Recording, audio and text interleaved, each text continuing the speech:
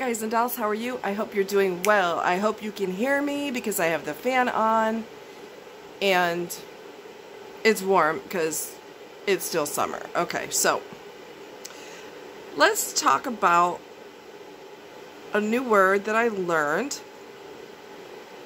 and it's called limerence. Okay? And some of us are going to be able to relate to this and some people are not going to be able to relate, but it's a new word and I figured I'd share it with you. I don't know everything, and whatever I know I will share with you because we can learn together. Limerence is Limerence. Limerence. So, let me see if I can get to the main point here so we're not... Let me see. Okay, so here we go. Ready? Okay. Limerence is a state of infatuation or obsession with another person that involves an all-consuming passion and intrusive thoughts. It is often a result of not being present, either through trauma or certain childhood development issues, explains psychosexual therapist Kate McKenzie. Alternatively, you may experience it when you are run down, if you haven't had enough sleep, for example, and are lacking serotonin. So you fantasize that someone else could save you and crystallize those thoughts into a golden image of the one. While it feels like ecstasy right now, you may be guarding your own emotions. The person feels safe to fantasize about because most likely nothing can happen, and the infatuated person is not in a grounded enough place to receive a real relationship. Says Mackenzie, it can be a state of being that allows fantasies without a real threat of intimacy. But is limerence healthy? And is it the same as love? And it isn't the same as love, although it is similar, so we will talk about the similarities. Okay? Similarities. The problem with the whole limerence versus love conundrum is simple. The two look strikingly similar. As you're falling in limerence with someone, you'd be forgiven for thinking they are the one. Squint hard enough and limerence looks an awful lot like love. Here are a couple of ways that the two are frustratingly similar. You are drawn to a certain person. Confusing hardly does it justice. When you're in limerence with someone, it's similar to falling in love. The attraction is real. It is a form of infatuation which can mirror the early stages of falling in love where you obsessively think about the other person. It can happen with anyone, anytime. You never know when you're about to fall in love, and it can happen with the most implausible people. As it turns out, limerence is the same. It could be then with anyone from a landlord, a boss, to a shop owner. Here's the differences. However, no matter how hard you stare, limerence and love are not the same concepts. The main difference here is that love requires a real, meaningful connection with another person, while limerence is all about the chase and lusting after someone. If you're not sure which one you're feeling, take a look at these major differences. You think the person will complete you. Are you looking for a relationship, or are you looking for someone to fix you? Limerence is the feeling that the object of their desire will complete them, says Mackenzie. This can be a form of trauma bonding where one person is seeking to be saved by another. You want them whether or not they're good for you. A loving, nurturing relationship should be all about mutual respect. You should grow with the relationship. However, when it comes to limerence, all of that goes directly out the window. The limerent person is desperate to have the object, no matter whether it is good for either of them, and they may idealize them. Okay? You ignore the person's flaws. Seeing a bunch of red flags and ignoring them, you might be in limerence. With love, each person has the possibility to see the other's flaws and still like them, and there is more safety and genuine reciprocity. This involves the happiness hormones such as oxytocin and vasopressin. There is clear communication and reciprocity. You neglect your own needs for them. Is this infatuation taking priority over your needs? The difference is if someone gives up their needs and want to obsessively focus on the other person, and that there might be intermittent reinforcement from the limerent object by occasional connection and not real friendship or love. You're scared of real connection, real talk. There could be an underlying reason that your default is in limerence. Deep down, the limerent person may be afraid of genuine connection and may be more comfortable with distance.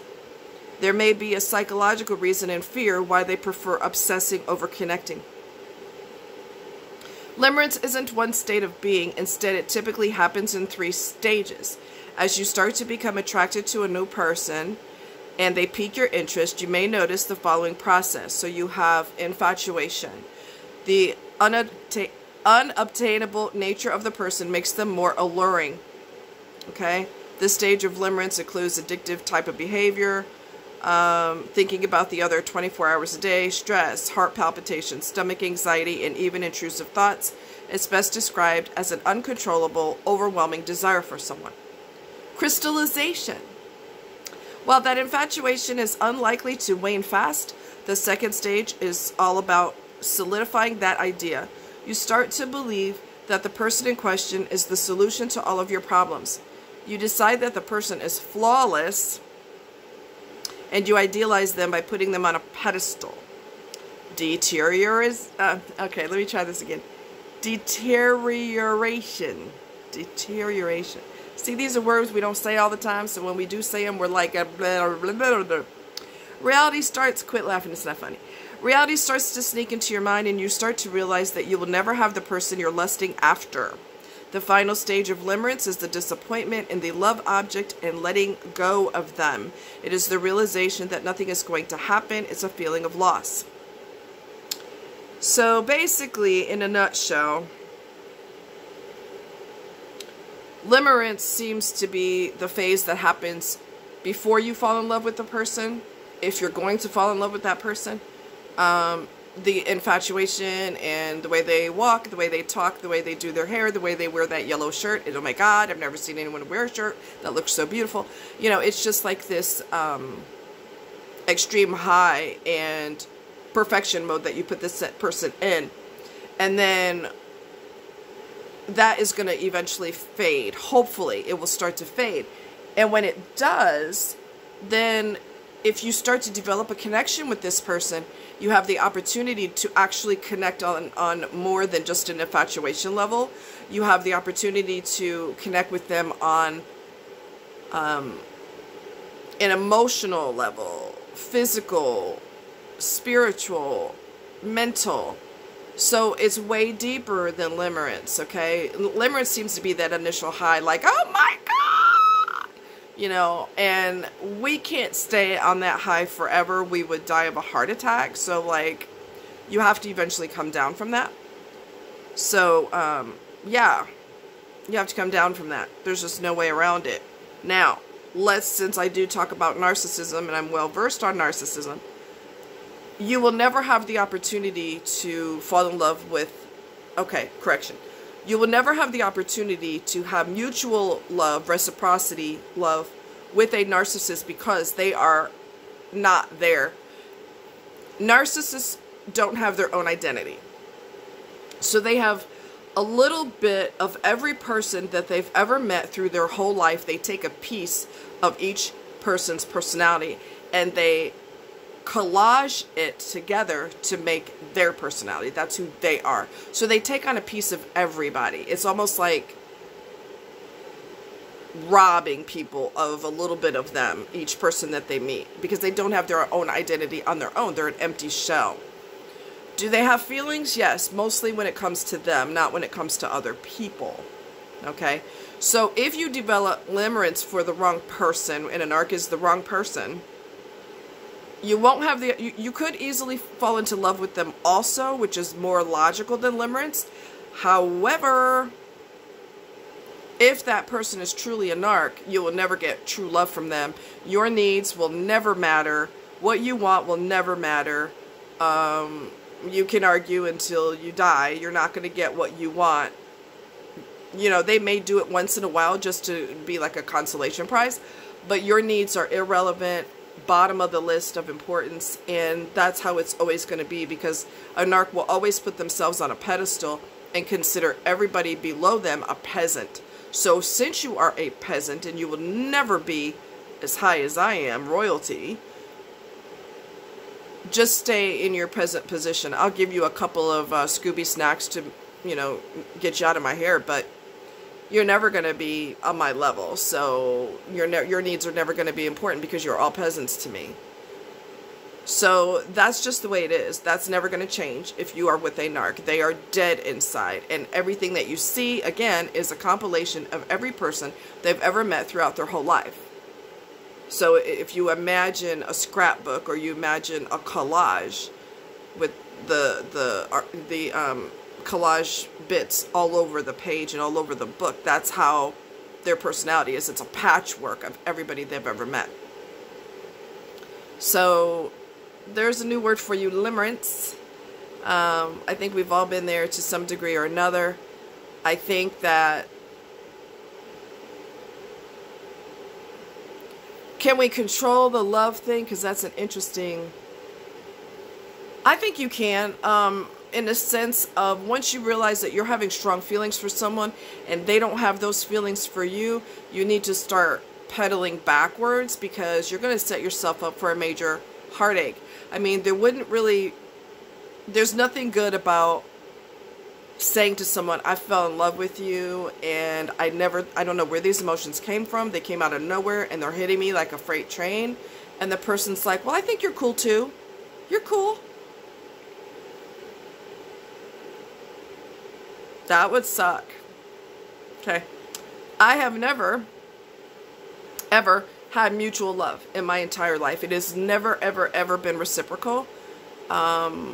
There's a possibility it may never be reciprocal. I'm willing to be alone for the rest of my life if that's what my destiny looks like.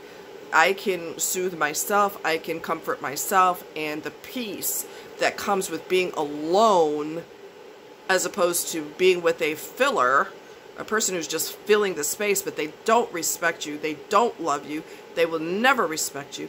You're wasting your time, and you're putting a lot of energy in someone who will never feel the same for you. A lot of people are broken that way.